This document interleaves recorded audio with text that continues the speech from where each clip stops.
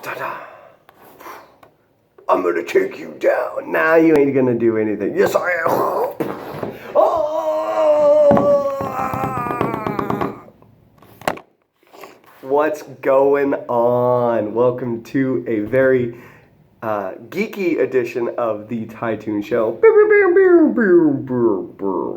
Today I am super hyped because I've been listening to the Metal Gear Solid 1, 2, and 3 soundtracks. Not every song from every one, because I am pretty busy, but it is great music just to get a lot of work done. There's not a whole lot of lyrics. It's all very symphony and spy sounding, if that makes a lot of sense. If you don't know me, outside of these television and YouTube shows, I'm an absolute giant nerd. I love pop culture. God of War is amazing, especially the new one. But one of my biggest and favorite video game series of all time is Metal Gear Solid, and Snake Eater, the third one for PlayStation 2, was actually, or is actually, my favorite video game of all time. So, knowing I had a lot of work to do, I wanted to have some stuff that I could just concentrate.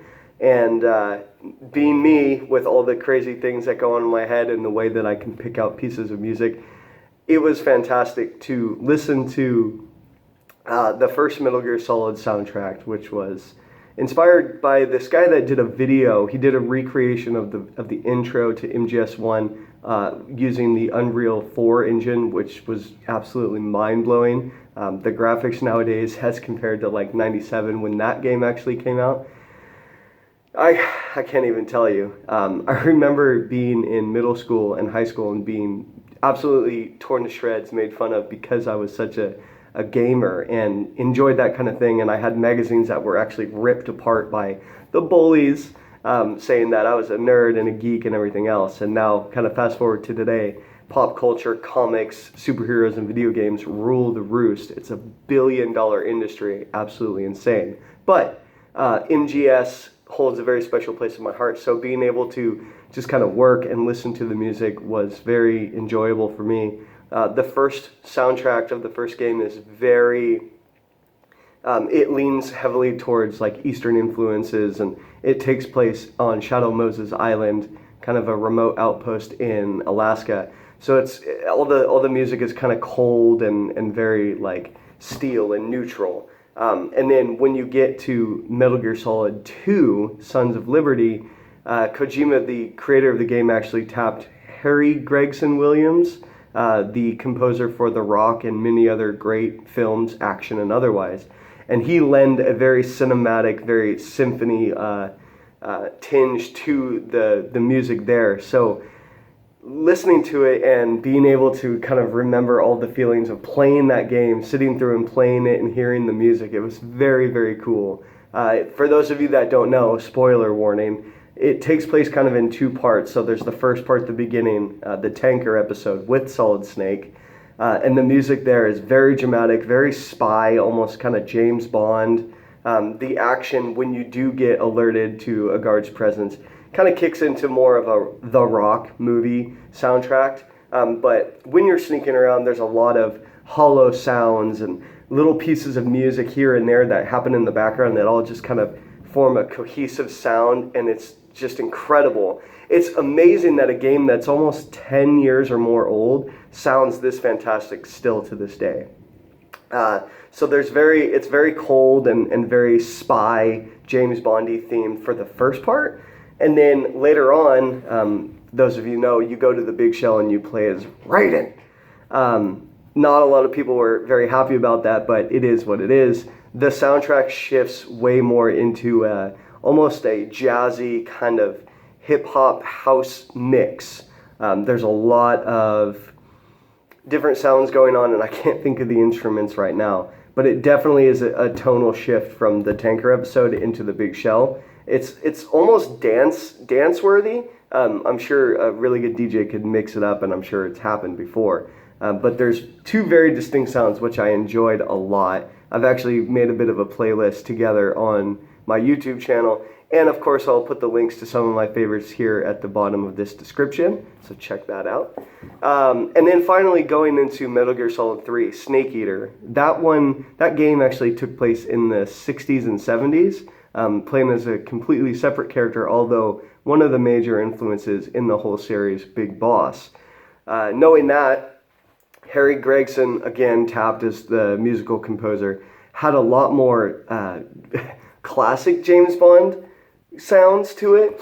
So you get a lot of almost like harmonica type sounds, but you still get that spy kind of feeling when you're sitting there listening to the music. And if you go and watch the trailer, because everything's on YouTube nowadays, you can actually hear a lot of the influence from Metal Gear Solid 2 taking place in Metal Gear Solid 3. So just an overall amazing soundtrack. One I highly recommend you check out if you just want to have some music in the background. I guarantee you will enjoy it. Like I said, I'll add the links in the description. Just a couple of other noteworthy games that have really solid soundtracks. Of course, the Def Jam series, Fight for New York, and Vendetta, just because at the time those songs were a hit. The gameplay of Vendetta, however, not so much. The less we talk about that one, the better. And then in other hip-hop news, Eminem and MGK, Machine Gun Kelly, are locked horns. I kind of like the aspect that this one took, although Eminem has a song from Marshall Mathers' 2 LP called Rap God, where he just scorches the track.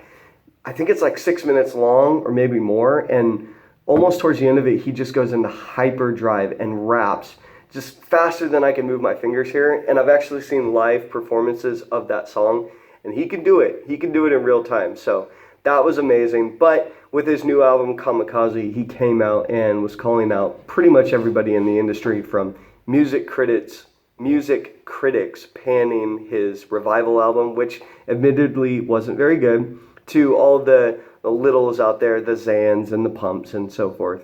Also calling out Machine Gun Kelly about comments he made about Haley, his daughter, and how he's just not a well-known rapper. So Machine Gun Kelly, henceforth referred to as MGK, came out with Rap Devil, pretty much counteracting everything M said, taking him to task on being able to rap fast, but nobody really wants to hear what he has to say anymore. I kind of oppose that because I really enjoyed Kamikaze, but anything that gives us a good rap feud, I'm in for. Earlier this year, we had, of course, Pusha T versus Drake with the story of Adidon. Drake took the L, but he still has #1 records, and Scorpion continues to top the charts. It's all rather ridiculous. So hopefully this one will be a little bit more entertaining, and we'll have more back and forth with numerous diss tracks instead of Pusha just E3 Drake. I don't think MGK stands a whole lot of a chance, but I'm sure he can come up with some hot bars. I think the hip-hop world is eagerly awaiting to see what Eminem comes back in response. He did really spray his shot and shoot at as many targets as he could think of. So it'll be interesting to see if anybody sides with MGK and comes out with a diss track.